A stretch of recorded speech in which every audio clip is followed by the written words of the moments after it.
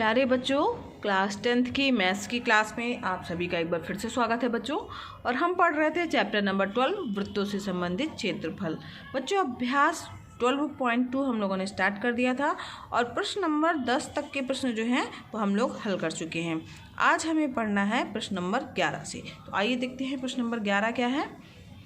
किसी कार के दो वाइपर हैं, ठीक है, परस्पर कभी आच्छादित नहीं होते हैं। तो आपने देखा ही होगा वाइपर कभी एक दूसरे को जो है वो आच्छादित नहीं करते हैं। प्रत्येक वाइपर की पत्ती की लंबाई जो है वो 25 सेंटीमीटर है और 115 अंश के कोण तक घूम करके सफाई वो वाइपर कर सकता है। पत्तियों की प्रत्येक बुहार के साथ जितना क्षेत्रफल साफ हो जाता है वह हमें ज्ञात करना है। तो जो वाइपर आपने देखा होगा बच्चों इस तरीके से ऐसे करके होते हैं ना, तो 115 अंश के कोण तक घूम सकते हैं और लंबाई जो है उसकी कितनी दी हुई है पत्ती की 25 सेंटीमीटर दी हुई है। और यहाँ पर कितने वाइपर हैं, वाइपरों की संख्या 2 है। तो यानी हम अगर एक का क्षेत्रफल ज्ञात कर लें तो उसमें अगर हम 2 का गुणा कर देंगे तो दोनों वाइपरों के द्वारा साफ किया गया क्षेत्रफल ज्ञात हो जाएगा। तो यहाँ पर बच्चों कौन सा फार्मूला लगेगा आपका, तो वाइपर के द्वारा साफ हुआ क्षेत्रफल बराबर θ/360 × πr² का फार्मूला लगेगा। आइए देखते हैं इस प्रश्न को कैसे हल करेंगे। तो सबसे पहले बच्चों जो चीज़ दी हुई है हमें वो लिख लेंगे। तो सबसे पहले हम लिखेंगे बच्चों, दिया है वाइपर की पत्ती की लंबाई कितनी है 25 सेंटीमीटर है, जिसे हमने क्या मान लिया स्मॉल आर, यानी वो क्या हो गई त्रिज्या हो गई। जो हमारा वृत्त बनेगा उसकी त्रिज्या क्या हो गई 25 सेंटीमीटर हो गई। फिर इसके बाद प्रश्न में दिया हुआ है कि वाइपर के द्वारा सफाई किए गए क्षेत्रफल की त्रिज्या जो है स्मॉल आर बराबर 25 सेंटीमीटर हो गई, ठीक है, क्योंकि हमने वाइपर की पत्ती मानी तो वही हमारी हो गई क्या, जो सफाई किए गए क्षेत्र की त्रिज्या हो गई वो क्या हो गई हमारी 25 सेंटीमीटर हो गई, ठीक है बच्चों। फिर इसके बाद वाइपर 115 अंश के कोण तक घूमकर सफाई कर सकता है, ये प्रश्न में हमारा दिया हुआ है, ठीक। अब यहाँ पर त्रिज्यखंड का कोण कितना आ गया हमारे पास में 115 डिग्री या अंश, ठीक है, क्योंकि इतना ये प्रश्न में दिया हुआ है। अब फार्मूला लगाएंगे हमारे पास में। तो अतः प्रत्येक वाइपर के द्वारा साफ किया हुआ क्षेत्रफल बराबर क्या हो जाएगा बच्चों θ/360 × πr²। ये हमारा फार्मूला हो गया। थीटा का मान कितना दिया हुआ है 115 दिया हुआ है, 360 तो बटे में आ जाएगा। पाई का मान हमें पता ही है बच्चों, क्या लिखना है 22/7 और आर की वैल्यू हमने ली है 25 सेंटीमीटर। तो 25 × 25 यानी 25 का स्क्वायर, आर का स्क्वायर यानी 25 का स्क्वायर यानी 25 × 25, ठीक है। तो यहाँ पर जब आप इसको हल करेंगे तो यहाँ पर जो है आएगा हमारे पास में 125/252 वर्ग सेंटीमीटर। तो यहाँ पर बच्चों ये हमारा क्या आ गया, एक वाइपर के द्वारा साफ किया हुआ क्षेत्रफल, जबकि हमें क्या चाहिए है दोनों वाइपर के द्वारा कितना क्षेत्रफल साफ किया गया। इसके लिए क्या करेंगे बच्चों, 2 का हम मल्टीप्लाई कर देंगे, दुगुना कर देंगे, तो दोनों वाइपर के द्वारा साफ किया गया क्षेत्रफल आ जाएगा। तो दोनों वाइपर के द्वारा साफ किया गया क्षेत्रफल बराबर 2 गुणे और जो हमारा ये मान आया है इसमें मल्टीप्लाई कर देंगे। अब इसमें से जो कट रहा होगा वो काट दिया हमने और ये क्या हो गया 1,58,125 और बटे 126 वर्ग सेंटीमीटर। ये क्या हुआ, दोनों वाइपर के द्वारा साफ किया गया क्षेत्रफल इतना होगा। या आप उत्तर भी अलग से लिख सकते हैं, ठीक है बच्चों। आगे बढ़ते हैं नेक्स्ट प्रश्न की ओर।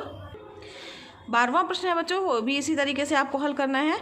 तो जहाज़ों को समुद्र में जल स्तर के नीचे स्थित चट्टानों की चेतावनी देने के लिए एक लाइट हाउस 80 अंश कोण वाले एक त्रिज्यखंड में 16.5 किलोमीटर की दूरी तक लाल रंग का प्रकाश फैलाता है। तो समुद्र के उस भाग का क्षेत्रफल ज्ञात करना है जिसमें जहाज़ों को चेतावनी दी जा सके। तो यहाँ पर देखिए दिया हुआ पाई का मान 3.14 का प्रयोग करना है। बिल्कुल इसी तरीके से हल करना है जिस तरीके से हमने इसके पहले वाला प्रश्न किया था। तो आइए इसका थोड़ा हिंट देख लेते हैं। यहाँ पर थीटा का मान कितना हो जाएगा 80 हो जाएगा और यहाँ पर त्रिज्यखंड यानी आर का मान कितना है 16.5। तो यहाँ पर देखिए बच्चों थीटा = 80 हो गया, आर का मान क्या आ गया 16.5 किलोमीटर। तो त्रिज्यखंड का क्षेत्रफल बराबर फार्मूला लगा देंगे आप θ/360 × πr²। थीटा का मान आपका 80 हो गया है, 360 बटे में आ गया। पाई का मान यहाँ पर हम जनरली 22/7 लेते हैं, लेकिन यहाँ चूँकि प्रश्न में ही दिया हुआ है हिंट में कि हमें क्या लेना है 3.14, इसलिए हमने 3.14 लिया है बच्चों। और आर का मान है 16.5। बस यहाँ पर 16.5 का स्क्वायर यानी 16.5 × 16.5। इसको हल कर लीजिएगा, जो भी आएगा वो आपका क्या हो जाएगा आंसर हो जाएगा, ठीक है। अब नेक्स्ट बढ़ते हैं अगले प्रश्न की ओर। तीसरा प्रश्न है 30 नंबर का प्रश्न है बच्चों, एक गोल मेज पोस्ट पर 6 समान डिज़ाइन बने हुए हैं, जैसा कि आकृति 12.14 में दर्शाया गया था। ये देखिए यहाँ पर ये मेज पोस्ट है, इसमें जो है 6 समान डिज़ाइन बने हुए हैं। यदि मेज पोस्ट की त्रिज्या जो है वो कितनी है, 28 सेंटीमीटर दी हुई, यानी आर का मान हमें दिया 28 सेंटीमीटर, तो रुपये 0.35 प्रति वर्ग सेंटीमीटर की दर से इन डिज़ाइनों को बनाने की लागत ज्ञात हमें करनी है। तो कितना इसमें जो है लागत लगेगी, तो यहाँ पर √3 का मान दिया हुआ 3.17 का प्रयोग करने के लिए, तो यानी हमें इसका प्रयोग करना होगा। आइए देखते हैं इस प्रश्न को कैसे हल करेंगे।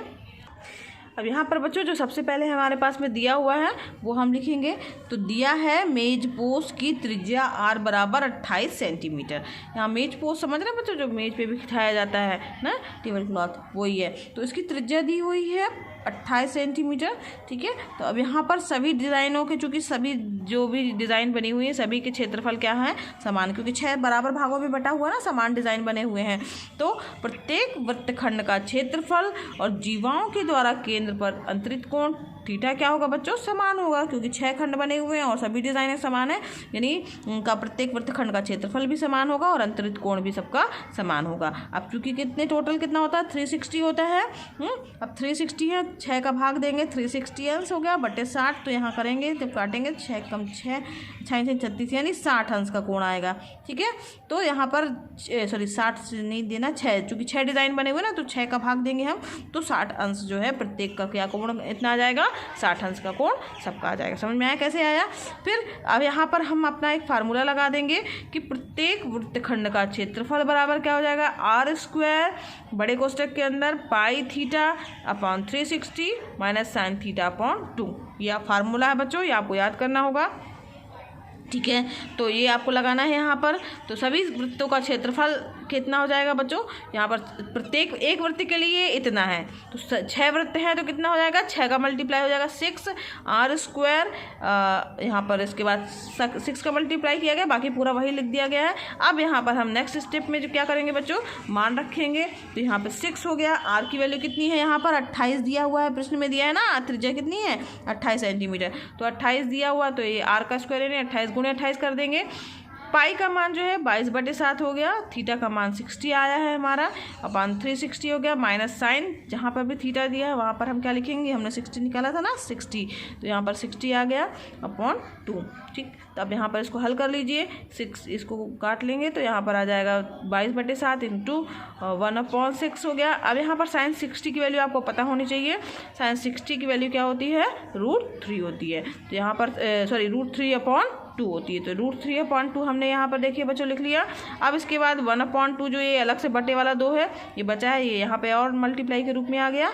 अब इसको हल करेंगे। अब यहाँ पर देखिए बच्चों हिंट में √3 का मान दिया हुआ था 1.7, तो यहाँ पर आप 1.7 रख लीजिएगा और इसको हल कर लीजिएगा, जो आएगा वही आपका आंसर हो जाएगा, ठीक है। समझ में आया बच्चों।